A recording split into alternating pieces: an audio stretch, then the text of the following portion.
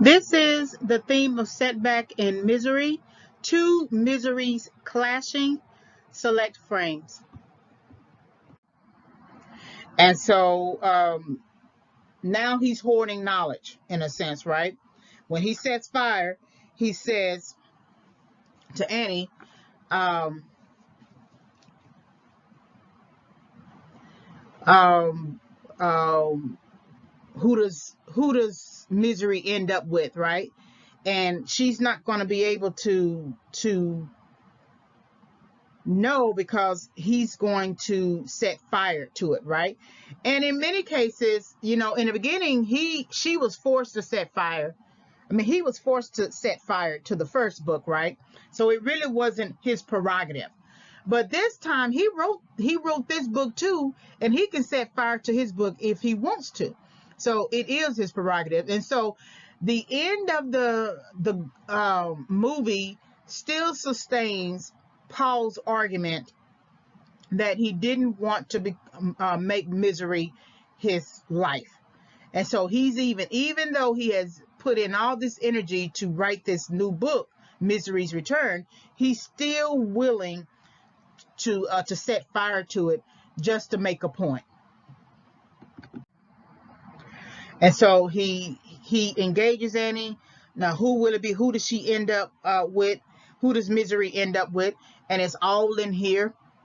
But before he could reveal it, he sets fire to it. And so again, it's reminiscent of when he had to set fire to the previous book, but at Annie's behest. And Annie is now crying over her misery because, she's been enduring the process, in reading the chapters and everything. She's been enduring the process herself. And but he had really no choice but to go on ahead and burn it because how else could he sort of make the case for finally escaping if she's going to then turn around and shoot him, right? Turn around and inject it. And she's basically saying, how can you do it? Not my misery, not my misery. Basically, how can you do this, right? And he said, well, I learned it from you. So now we get Paul actually learning, really learning, saying the words learn, right? Versus maybe gathering tools and thinking he might be able to use them and entering, exiting the room and coming back and retyping and things like that. But this is where he's actually says the word learn or learned. And he's going to say it again at the end of the movie. And so he takes the typewriter and hits her up against the head with it. And it's sort of like almost like when she took the typing paper box and hit his legs with it. And so, of course, she's knocked out. And he still can't get up. It's interesting that he's still, I understand, just interesting. Of course, the fire sort of bolts her or jolts her, and she gets back up. And she uses language like cocksucker and everything. I'm going to kill you, right? And remember how preoccupied she was with the language that he used in his untitled book. So Annie is a bit of a hypocrite. And so they engage in a fight at the end, and he has to do as best he can sitting in a wheelchair. But he manages though to get a handle on her. And so now we know where those hands have been in terms of choking someone to death. She has had that habit of strangling babies, so we know that the history of those hands and how she has used those hands in the past based upon the news clippings. And so she shoots him. And like I said, if Annie truly wanted to shoot him, she would have shot him a long time ago. But she's forced to shoot him because of the circumstance. So she shoots him. And then he takes takes the hit, and then he manages to get out of his wheelchair to get on top of her and fight her.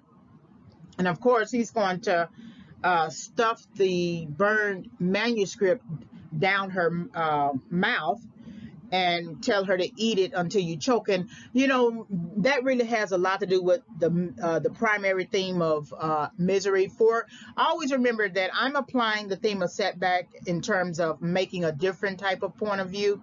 But of course, the main theme of this film, in just an ordinary sense, is misery. So if she wants misery so bad, then eat it till you choke, right? He's not going to care too much more about her feelings. He's not trying to people please anymore. It's time for him to make his escape. And so they fight.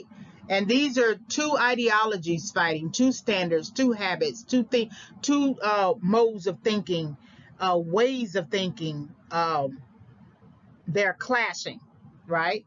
And the manuscript has fully burnt, so we can't see anything but just crisp. And they're going to have to fight it out, which is standard. If one ideology goes against another, someone has to win out. And so here's where he's saying, eat it till you choke. And then somehow Annie trips and falls, and he thinks she's dead.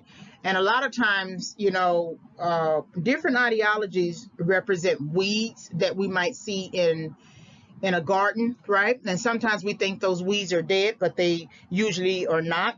And there's another Annie somewhere. There's another Annie that might sort of fight against Paul, or just another, say, author or writer. So these types of people, when one dies, another comes up, in a sense, right? But she's not fully dead here. And so he crawls out, and this has been him throughout the whole film. I was always hoping that Paul Sheldon would sort of trick us, trick the audience, the viewing audience, into believing that he's been able to walk the whole time. But this is the prerogative of the writer and director, that he's been crawling the whole time. He's been immobile and crawling the whole time. And so she manages to jump back on his back, and that's just that weed coming back up, because she's going to fight to the death to maintain her misery. Misery makes her happy. She needs misery chastain. Now, she doesn't have the book anymore, but she's going to fight as much as she can to keep Paul Sheldon, even if she wants to kill him in the end. Regardless, it's when you think about setback, it's something in your past that doesn't want to let you go. Or it's every time you take a step forward, something happens and you have to take 5 steps backwards, right? It's something that keeps pulling at you, that you're going to have to make a decision and say, okay, I'm just not going to be able to entertain this particular thing anymore if I want to move forward. That could be a relationship, that could be a family dynamic, that could be bad money decision making, that could be getting offended every time someone says something. It could be a number of things, and you would have to choose. You would have to really reflect on that thing that keeps pulling at you and pushing you, and won't let go of you, and how it could later become the death of you, right? That if you don't fight it off and really abandon it and let it go, it could actually become the death of you. And so again, there's that last ditch effort to try to pull at him to basically keep him to stay. And that's for her misery, and that's also literally Paul Sheldon. And of course, she doesn't want to go to jail or prison or something like that, but that's really besides the point now. The only real option for her is death, unless she wants to spend years in a jail cell. Now, she's not going to choose death for herself. Paul Sheldon is going to have to choose that death. And it's really a way for him to confront many of his decisions and many of his habits and many of those areas in his life that have overtaken him, that have pulled at him. He has to confront this particular demon in his life, right? And so he manages to take that doorstop and hit her upside the head, and so she's actually fully dead.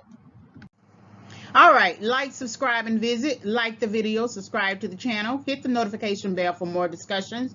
You can visit my YouTube channel for further film analysis. It's Favorites Film Analysis as the title of the channel. You can always send me an email and ask me a question, reginayfavorites@yahoo.com.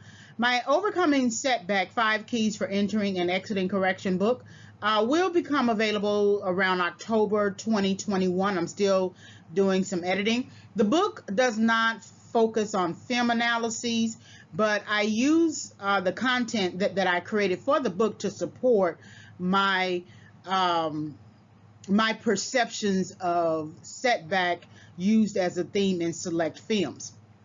So when the book becomes available, I will send out a notification video, audio. Thank you very much for visiting the channel.